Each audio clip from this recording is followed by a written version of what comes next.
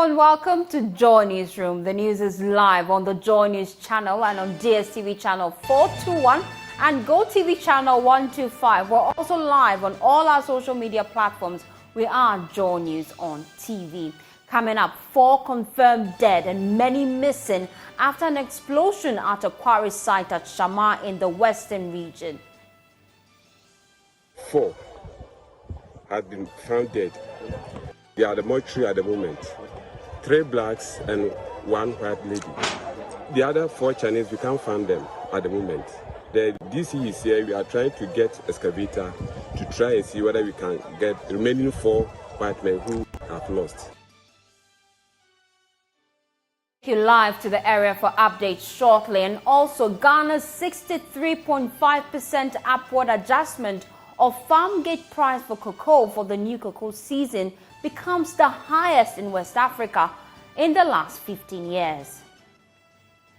As custodians of our lands, I'm appealing to you, Nanamo, to release farmlands to facilitate large-scale commercial farming under this program. Unlike in the past, where government acquired lands under executive instruction. An armored regiment of the Ghana Armed Forces commissions a recreational block in Sunyani in memory of soldier Sharif Imoro, who was gruesomely killed in Shama. Your tenure of office saw many changes, including infrastructural expansion of office and accommodation for both officers and soldiers. Significantly has been your constant support for training at the armored training school. We'll bring you details of this story shortly. My name is Fostina. Sarfo, thanks for choosing us.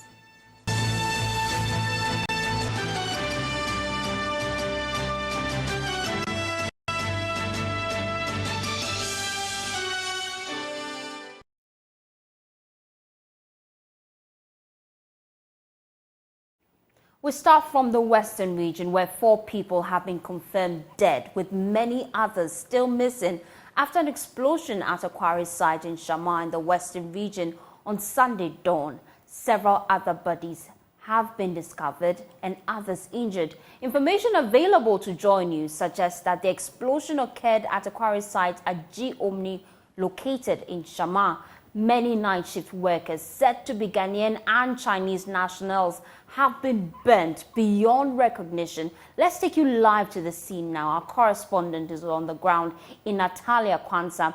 Thanks for joining us. Ina, you've been at the site all morning. Paint a picture for us. What's the level of damage?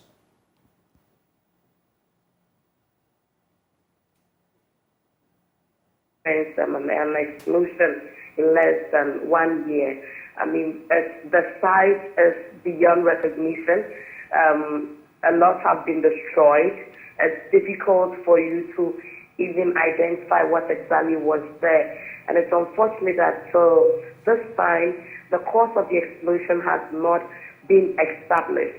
But I can say that security agents, the stock of the police, NADMO, fire service, they are all there trying to do their best to find out the actual cause of this explosion, and also still searching for people who have gone missing, because just like you have indicated, only 4 persons have been identified who are dead, and then the others who have been injured. Now, we understand some of the workers are still trapped at that site. What's the update with evacuation? Is it yielding any results? Well, after the time I left there around 11 a.m., they were still working on it. I mean, that more together with the security agencies I had mentioned earlier, we're still working on, getting these people out of the rubble. And I must also add that 4 Chinese nationals are on the run.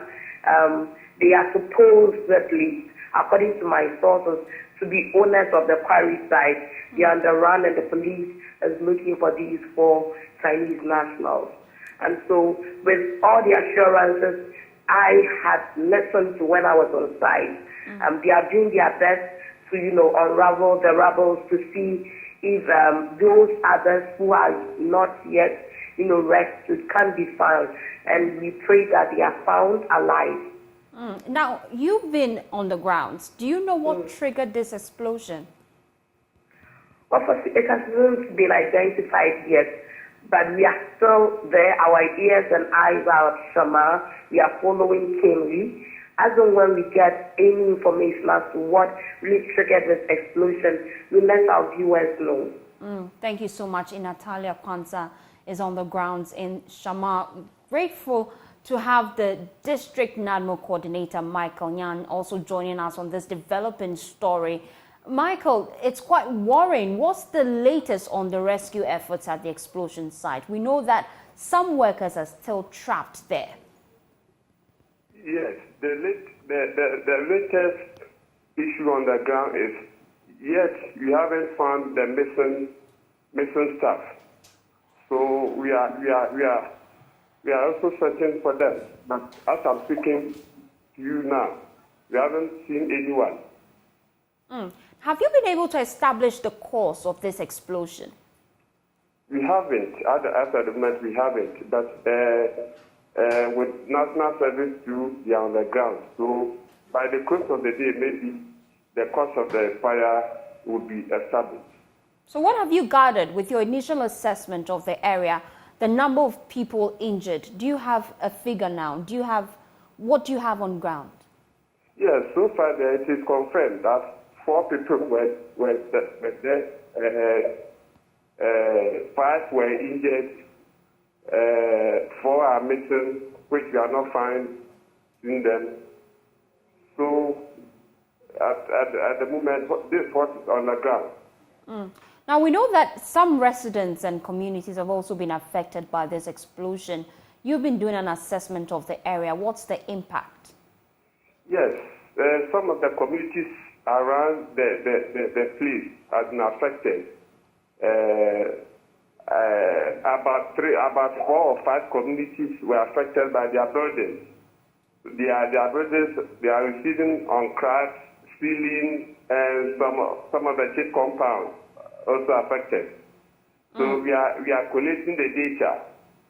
So we won't finish today. Maybe tomorrow that we will finish. So let's understand the number of people that have been affected so far. I'm sure they'll be seeking relief from NADMO. Are you well equipped to provide that relief for them at this time? As for the relief, I said, as I just said, we don't have it now. But our regional boss is on the way coming.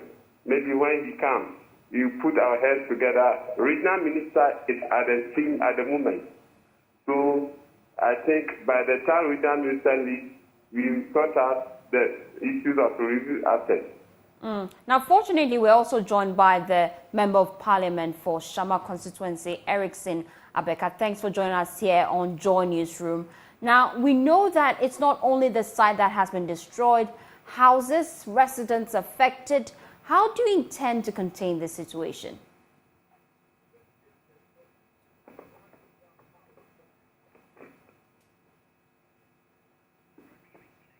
Mr. Abeka, can you hear me?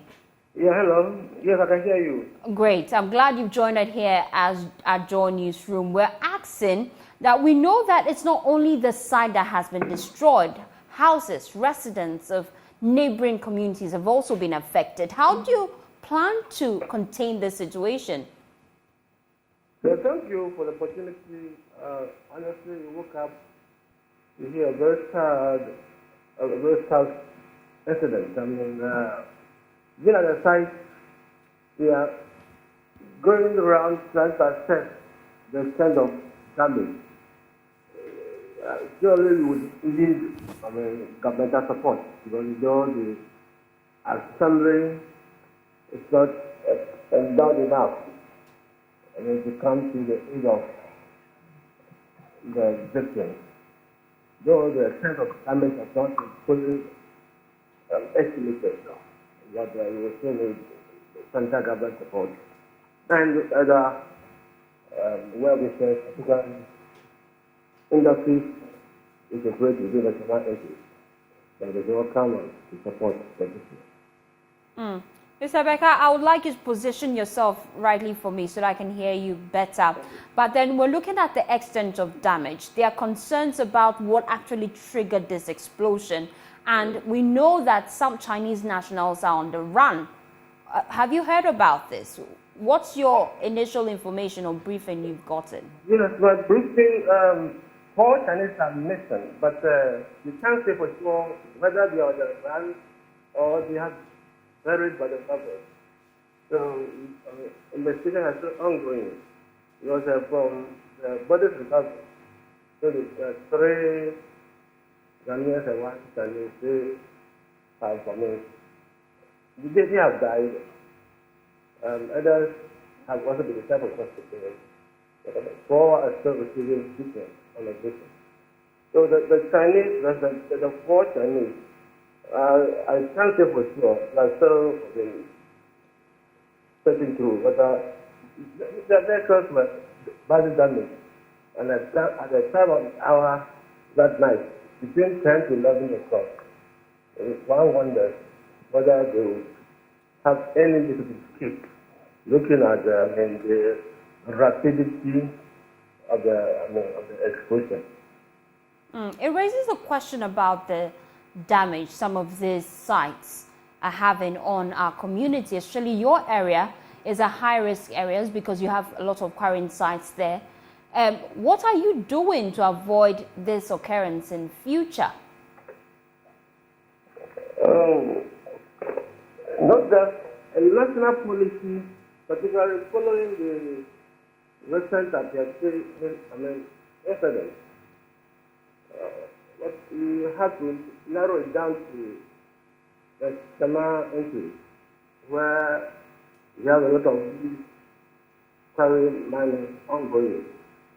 And they in touch with the responsible agencies so that they actually work the letter of their mandate, and so that proper things are put in place. Now, NADMO is concerned relief items are yet to get to your constituents. What are you doing about this? We are still in touch and then trying to see areas where the damage is very, very high and that's what we can do. But we are still talking to authorities to ensure that as soon as possible, the relief items can come over. Okay, we'll be monitoring this story. Thank you so much, Mr. Samuel Erickson Abeka is Member of Parliament for Shama, giving us updates on the situation in the region. We're hearing of an explosion there.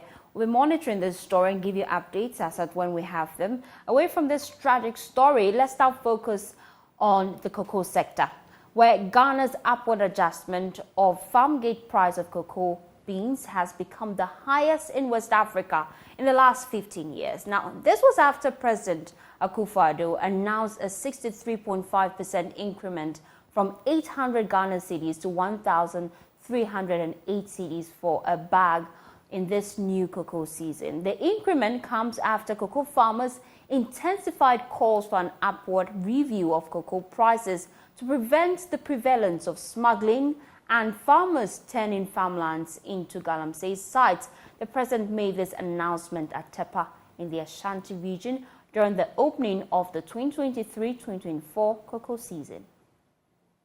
Until recently, international prices of cocoa have remained relatively low and made worse by COVID-19.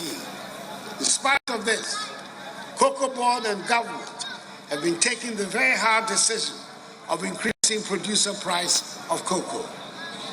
Cocoa prices have increased from 7,600 cedis per ton in 2016 to 12,800 cedis per ton in 2022, a significant increase of 68%. This has had an adverse impact on Cocoa Board's financial performance.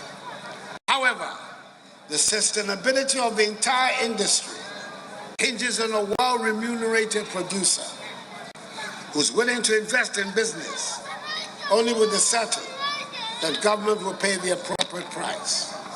The international market is beginning to pick up, and government, in keeping with our promise to our gallant cocoa farmers, has today increased cocoa prices from 12,800 cedis per ton to 20,943 cedis per ton, or 1,308 cedis per bag. That price is 70.5% of the gross FOB price and is equivalent to $1,821 per ton. It is the highest to be paid to cocoa farmers across West Africa in some 50 years. With the predicted stable prices above 2,600 United States dollars threshold, government will continue to honor our farmers with good prices in the years ahead. Indeed, better days are ahead. Thanks for staying with us. Now, we're bringing in one of our individuals to have a conversation about this. We know that we'll be joined shortly by Cocoa Board, but we don't have him here. We have Mr. Pomasi, who is joining us right now. He's a civil society activist, and he's joining us right now with more. I know that you're convinced about the increment, that it's a good way to go. But the question is, will this actually solve the issue of cocoa smuggling? Hello, good afternoon. Can you please hear me? I can hear you loud and clear. Good. Good afternoon once again to your cherished viewers and listeners, especially all cocoa farmers in Ghana and cocoa agro-farm members, Ghana Civil Society Cocoa Platform members. Well, yes, to some extent I think the price is good, but not all that good. It could have been better than this. But back to your question, is it going to stop smuggling? It depends on the price, especially Ivory Coast would also announce. If their price will be within the same price that Ghana has announced, then I'm sure that there will be no motivation for farmers to, smuggle cocoa to Côte d'Ivoire. It also depends on the managers of the economy, ability to also stabilize our currency. If in the course of the season, we experience depreciation in cedi, I am sure that smuggling may continue. But for now, I don't see any motivation for farmers to, smuggle cocoa to Côte d'Ivoire. Yeah. Now, there are also concerns about the cost. This is the highest increase we're seeing in the sub-region. And so there are concerns, can actually producers sell their produce? Because if you're producing cocoa and then you don't have individuals buying it, there's a problem. And then we also have concerns that the PBC, which is the country's highest purchaser, indigenous purchaser of cocoa, is struggling financially. Can they actually afford this? It's not only PBC. I mean, this is a peculiar problem for the local license buying companies. Once the season, has commenced yesterday, we expect this seed fund to also be distributed to the LBC so that they will be able to, purchase the beans from farmers. Don't forget that these local LBCs had already made their plans, and this year we had the season, commencing a month earlier than the usual season. So I am sure that some of these LBCs have already made their plans against October, getting guarantees from banks and all of that.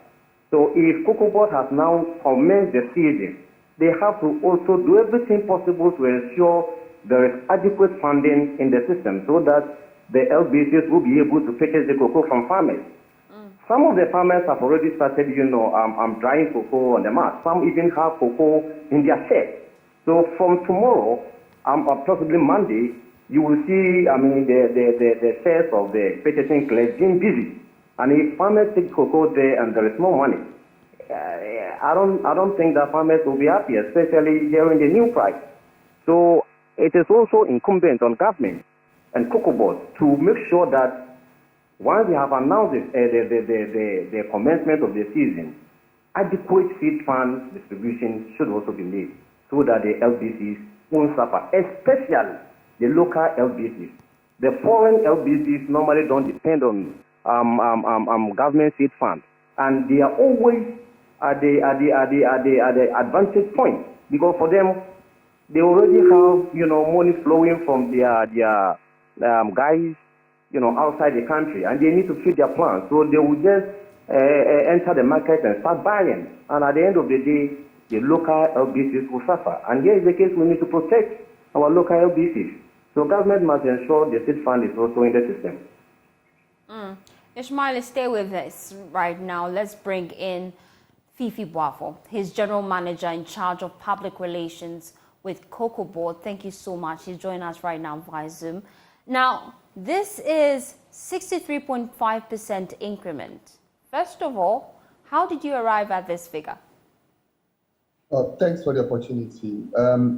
Usually cocoa prices are determined by a committee known as the Producer Price Review Committee, made up of cocoa boards, licensed buying companies, farmers, the Bank of Ghana, ministry responsible for cocoa, the Ministry of Finance, hauliers, among other industry stakeholders. And we take into consideration the weighted average. We say weighted average because I'm sure a lot of people will go on the internet and quote the figures at the prevailing market at international level and use it as a basis of calculating the farm gate price. But the farm gate price is actually determined based on sales over the years, because we start selling way ahead before the season begins. So the weighted average is what is used in determining the farm gate price.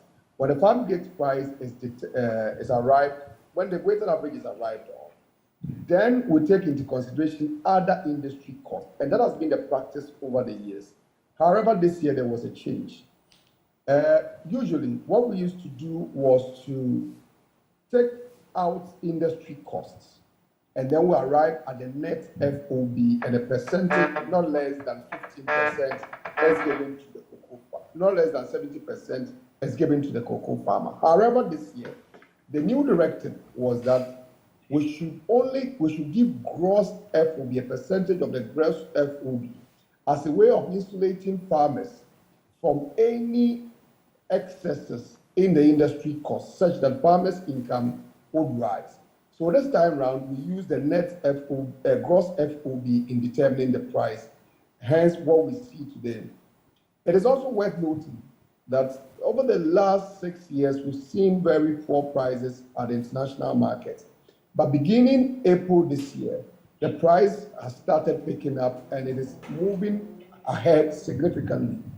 There are those who even look at the current price and say that, well, we should have used that as the basis of determining what the farmers are receiving. But it is important to know that we started selling the crop way before April, where we started seeing that adjustment in the price at the international market. So largely, this is what has informed the price that was announced yesterday in TEPA. I know that Cocoa Board will get the beans if there are farms to grow the cocoa. The grim reality, though, is that illegal mining is taking over farms and cocoa production areas. What are your steps to reverse this?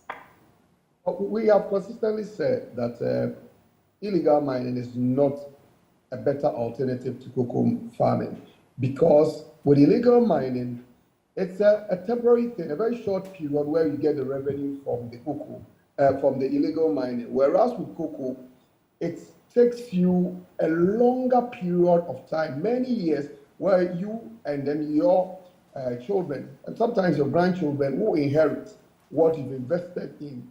So illegal mining is not an alternative. But we also admit that sometimes the enticement that comes in the form of the cash that is offered to the cocoa farmers at the time these illegal miners come, and look at what the farmers go through in producing cocoa, they find it, well, maybe that could be a relief for them, and they go in for the illegal mining. But at a time where we see that the international price is picking up, so those who are doing the calculation, looking at, what is happening today at the international market? So what is being sold today will also have an effect going into next year. So suddenly, The years ahead gives us a better promise in terms of how much farmers will get. So there's every reason why if we're a farmer now to concentrate on your cocoa farming because the prospect looks better. Because as the international price increase, definitely it will have the effect we are looking for on cocoa farmers. Before we let you go, there are concerns that the country's largest indigenous cocoa purchasing company, PBC, is struggling financially, having seen a steep decline in the market shares in the last 5 years. You would agree with that. Now, how do you then expect them to purchase this product with the new increment? The last time I engaged your network on this issue, I made mention of the fact that for us as Cocoa, we consider PBC as an important stakeholder or an important license buying company who buy on behalf of Cocoa Board. And on our part, we shall continue to offer them the necessary assistance and support that will help PBC, just like Ishmael said, other local LBCs to be able to also buy for the country. Because yes, it's imperative that we support indigenous Ghanaian businesses to also stay within the space. So Cocoa Board shall continue to support PBC and other license buying companies in order for them to perform the task ahead of them. Yes, we admit that they have challenges, but that notwithstanding, there's every reason why we need to have PBC to stay. If you look at some very remote communities, PBC has become the buy of last resort. They will go there. There are some private companies who do not find it enticing to go there and buy, for which reason you will need PBC to stay afloat to do that job for you. So management of Cocoa Board will continue to offer the assistance which we've offered PBC in their trying times to get them stay afloat. There are concerns about the smuggling of cocoa to neighboring countries and how Cocoa Board is helping address this. What's the update with your fight against this? The price announced is one of the means we are using in addressing the issues of smuggling. If you consider last year, because of the fluctuating nature of our currency at the time we announced the price, it was hard hitting to us because you announced the price when the difference between us and Cote d'Ivoire was just about 70 Ghana cedis. But because the cedi dropped drastically, it had a huge impact on the difference between Ghana and Cote d'Ivoire price. And that was a motivating reason, of course, in Togo as well, motivating reason for people to smuggle. We do not anticipate that the current price that has been announced, even though Cote d'Ivoire are yet to announce their price, of course, we've had some engagement, we have a fair idea of what will be happening. We do not see any major difference between Cote d'Ivoire and Ghana, which will motivate people to smuggle cocoa outside our country. Yes, there are concerns about what happens to the currency. Over the last few months, we've seen a very stabilized cedi. The forecast and the anticipation is that the cedi will continue staying stronger. And if the cedi stays stronger, there will not be any motivating factor for people to smuggle it out. However, yesterday, the sector minister for food and agriculture made an emphatic statement that it will not happen beyond using price as a means of addressing the smuggling challenge.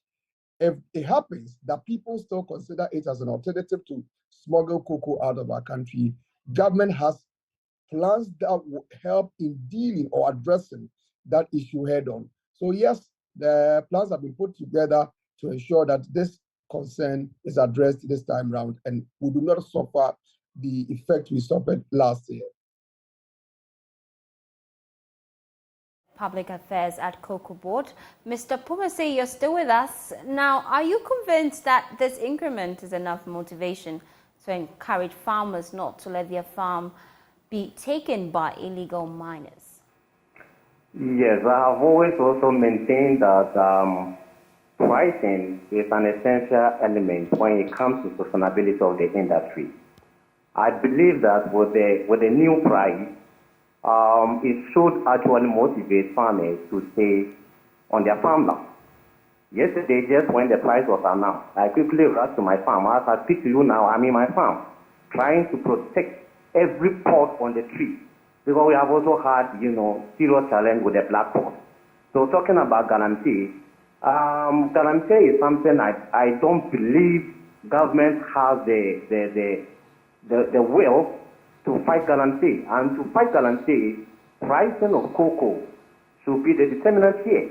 And it's good that the price has gone up. So I want to see in future farmers resisting from selling farmland. Just like Titi said, you sell your farmland and then the money is consumed within a day. But the cocoa, you stay on your cocoa farm for a longer period of time. That would actually help you to improve your livelihood. So for me, I believe that, yes, the new price and in future price, because just like you also mentioned, we have also seen good, increase in the international market. As I speak now, it's around $3,800+ per ton. It shows clearly that government, if continues like this, government has no option than to continue to increase the producer price. So, fine, farmers must also, begin to understand the need to take all the good agricultural practices seriously. Protect your port, protect your beans. That is the surest way to improve your livelihood. Yes.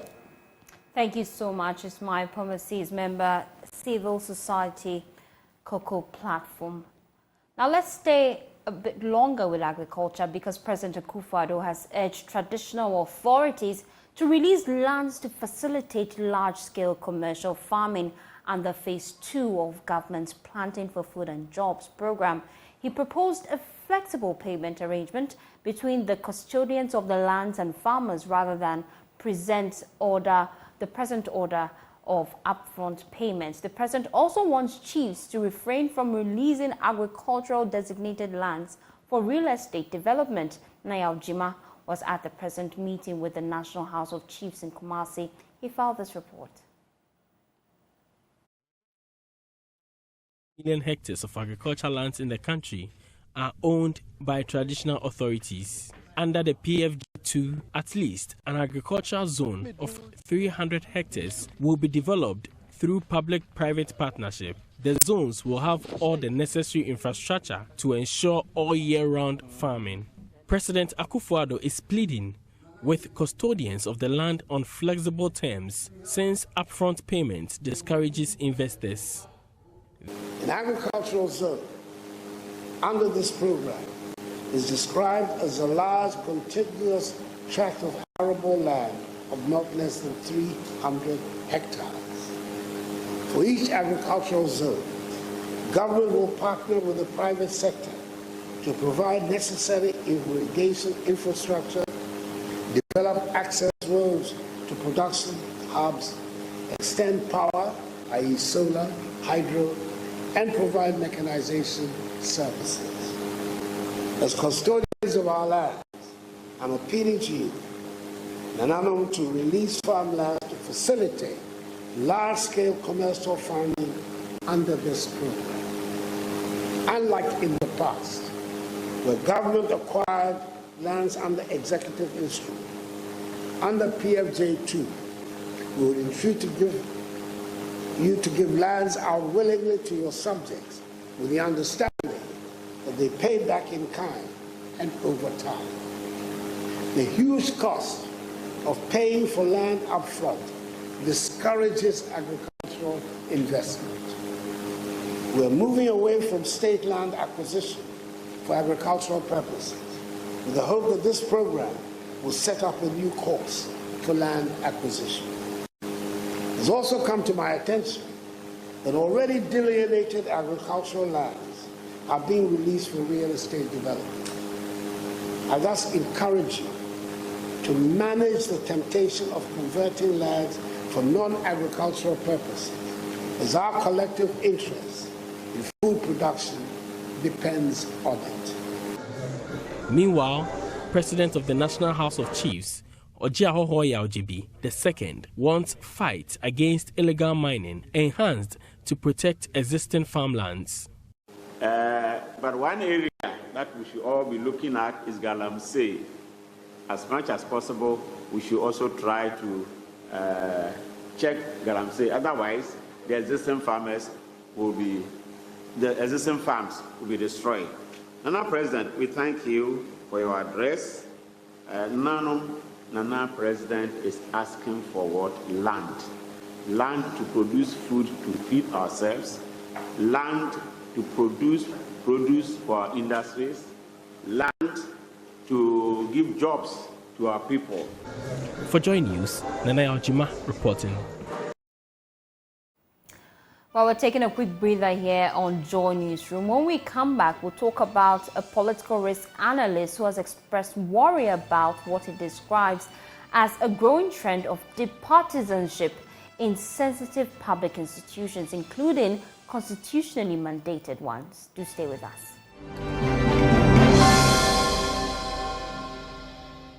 Thanks for staying with us. Now, a political risk analyst has expressed worry about what he describes as a growing trend of deep partisanship in sensitive public institutions, including constitutionally mandated one. He says it should not be allowed to continue. Speaking on the alleged leaked tape plotting the removal of IGP on Newsfile, Dr. Tue Champong said it is a national security issue that threatens democracy in the country. Hence, it should be thoroughly investigated. What are the terms of the reference of the committee and have they been met? Largely, we all agree that that has been met. So let's just submit the report and then we will take the follow-on actions as needed. But my big worry in all of this, which is the point that Theodore also has made, is look, in all of these contestations and things we're watching on TV, it shows you the deep partisanship and the extent to which almost all of the key institutions in this country, including the constitutionally mandated ones, have all been, infested with this idea of, the partisanship, NDC, MPP, and to have, a senior police officer on tape make serious allegations, but I think that is really one of the big things that we should take away from all of this, beyond the treachery and the conspiracy to get the IGP out. The idea that, somebody who is connected or affiliated to one party can come in and use the instruments and institutions to, favor one side against the broader collective will of Ghanaians. That, for me, is a very serious national security issue that goes to the heart of the constitutionalism that we're practicing. Well, amidst call for the IGP to be invited and interrogated by Parliament's ad hoc committee, a former chairman of Constitutional and Legal Affairs Committee in Parliament, Inus Ofuseni, disagrees and argues the committee's work concluded with the tape authentication by witnesses. The terms are clear. You see, when a committee of the nature that is probing this issue now takes on many issues, the remit of the committee now becomes at large. I think you should respond to my question. What is relevant is that they established, one, that tape is authentic, except that portions of it have been doctored. So its authenticity has been established. Do you believe in those claims that portions have been doctored? I don't even believe in them. I don't believe in them. And two, so the committee should have ended its work right now. And two, the veracity of the conspiracy has been established beyond doubt. Alex Benson says, look, it's not today that I started lobbying for that position. And I went to Bukurinabu. Asari says, look, even Bukurinabu directed us malams. Conspiracy has been established and all met for one purpose. That's the definition of conspiracy. For a single purpose. To plot the removal of the IGP. There's no basis to invite him. He's not part of the leaked tape. I'm just reading the terms of reference. I'm just reading that. I mean, it's a red herring, giant red herring. And if they invite the IGP, the committee will finish its work. Leave it. Many matters have come. Very serious, in my view. We've just been talking about. However, the Deputy General Secretary of the NPP, Haruna Mohammed, believes inviting the IGP will bring finality to the matter. I think that the committee, to be fair, has to invite the IGP because it may be true and it may be not true. So I think that the IGP should be invited to clear his side of the story so that at least in Parliament receiving the report, we'll see that there is some level of fairness, there is some level of representation. So for me, I don't agree with the fact that the IGP should not be invited. If the new audios or the videos that is there, if it falls within the terms of reference, and if it is not illegal, or if the committee has the power to look at them, I think that the committee can look. But if the committee doesn't, this should be added as appendices to the report that is going to Parliament, and Parliament will so look at it. But what I see afterwards here is that there should be a very competent commission that is put in place, that is headed by many security experts. But a judge must be put as a chairperson for this particular committee, an extended committee that will look at this particular matter. This matter is bordering on the security of this country. My security, your security, and everybody's security. So we need to look at this particular matter and get to the bottom of it, not to end it at the parliamentary committee level.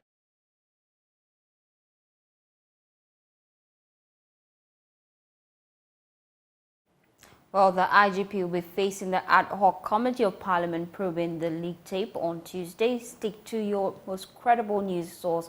We'll be bringing you full coverage of that. Now, the 154 Armored Regiment of the Ghana Armed Forces has commissioned a recreational block in Shinyani in memory of slain soldier Sharif Imoro. The soldier was killed on 4th of March in Shama in 2023. Colonel Kofi Obriye, while speaking at the farewell paradise, said the late Private Imoro remains one of them and they will continue to seek justice for him. Precious Semerville has more in this report. Some top brass of the Ghana Armed Forces, political heads, heads of security services, friends and relatives witnessed the farewell parade of the first commanding officer of 154 Armored Regiment, Colonel Kofi Obriye in Sunyai in the Bono region. After 3 years in command, he handed over in the interim to second in command, Major Kwejo Ochre Prempe. In his remarks, Colonel Eduardo Usu Ansa, Deputy Commander 15 Armored Brigade, acknowledged the exploits of Colonel Obriye in maintaining unity despite the challenges. Your tenure of office saw many changes, including infrastructural expansion of office and accommodation for both officers and soldiers. Significantly has been your constant support for training at the our training school and your sterling leadership, which has improved collaboration and cohesion among the units within the garrison. You operate an open door policy which endear you to your troops, their families, and the partners of the regiment. The ceremony also saw the commissioning of a CCTV surveillance system and a junior rank recreational block in honor of the slain trooper Sharif Imoro at Ashaiman in March. He was stationed in Sunyai but was in Accra for a course. The case is still pending, but Colonel Obriye said they look forward to justice for Private Imoro. As part of activities aimed at ensuring that his memory is not erased from the regiment, particularly considering the circumstances under which we lost him, we decided to name it after him, and the Chief of Army Staff has blessed us with that arrangement. We are here to commission it, and we believe that it will serve as a memory in his honor, and we always remember that we had once a soldier like Trooper Imoro Sharif who was lost painfully. In actual fact, we are still looking forward to justice being done in his name. His regimental number is 21556. So we took the last 4 digits to make the name of the facility. He said the regiment requires support to boost the morale of personnel in the effective discharge of their duties. As a new unit, in terms of manpower, we need to bring it up to a certain level. And I think over the period, by the kind courtesy of the Chief of the Army Staff, we have been able to increase our numbers considerably. But it comes again with infrastructure, in terms of office infrastructure, in terms of accommodation for troops. and the equipment that will complement all the efforts that are in place to ensure the regiment is well grounded. So once these areas are touched, and I'm sure the arrangements in place will ensure that going forward, these things will be put in place with time, and then the unit will be fully fledged to operate and perform its role. Precious Semevo, Joy News, Sunyai. Now let's head to the Upper West region, where principal of McCoy College of Education in the Nandoli Kalio district of the Upper West region, Reverend Father Paul, has expressed worry over the myriad of challenges that bedeviled the college since its establishment almost 10 years ago. Key among them is the lack of a fence wall around the college, which gives opportunity to hoodlums and sexual predators to have a field day, thereby putting the lives of students at risk. There's more in this report by Rafiq Salam. Speaking at the first congregation of the McCoy College of Education, principal of the college, Reverend Father Peter Paul Yeretu, enumerated the successes shot since its establishment almost 10 years ago, graduating maze of students. Prof. Chairman, I would like to bring to your notice that with the results we are celebrating, we have 1 pass, 27 third class, 50 second class lower division, 56 second class upper division, and 9 first classes. The college was established by the Wa Catholic Diocese to augment government effort in providing quality education to the people of Ghana. It operated for 4 years as a private institution before it was absorbed by the government as a public institution. Despite the remarkable successes shot, it is still bedeviled with myriad of challenges, according to Reverend Father Peter Paul Yeretu. We lack classroom and dormitory accommodation space. It is so dear that we have to hire 3 different private properties for students' accommodation for the past 5 years. It takes a lot of our internally generated fund to pay for these private properties. We lack the needed computers and furniture to catch up with the fast advancing technological world. There is also the issue of lack of a fence wall around the college, which gives opportunity for marauding armed robbers and sexual predators to have a full day, which they want to draw the attention of the government to. There is an urgent need for a fence wall around the college land. This will provide security for human persons and college property. We have had 2 attempted rape reports from outside and 3 robbery cases. We were lucky to apprehend one of the perpetrators of the last robbery, who took away a mobile phone from a student girl. He has since been jailed for 15 years. And at the moment, we are dealing with another robbery case. The police are still investigating. Our Power Minister, Dr. Hafiz bin Sali, accepted to help fill some of the challenges cherry-picking on the construction of the fence wall. Dr. bin Sali, however, was not happy with the poor performance of candidates in the Basic Education Certificate Examination, BCE, in the region, urging the newly trained teachers to come on board with positive energy to reverse the negative trend. The Nadoli district has experienced a downward trend in the BECE performance for a couple of years. This is not a good development, and we cannot apportion all the blame to the pupils. The district assembly, through the district education oversight committee, has been working hard to address this problem. The poor attitude of some teachers, such as absenteeism and drunkenness during working hours, has also caught the attention of stakeholders. Against this background, I urge our newly trained teachers to come on board with positive energy to help reverse this negative trend. There was anxiety and suspense that appears to be written on the faces of the graduates when this moment came, and the man in charge has seen it all in the field they are about to venture into.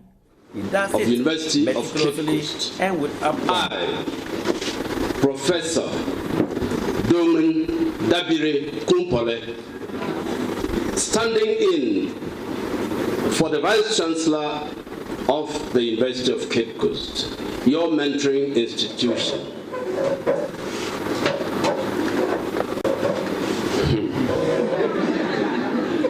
Now, hereby pronounce the graduates of the Bachelor of Education program of McCoy College of Education duly graduated.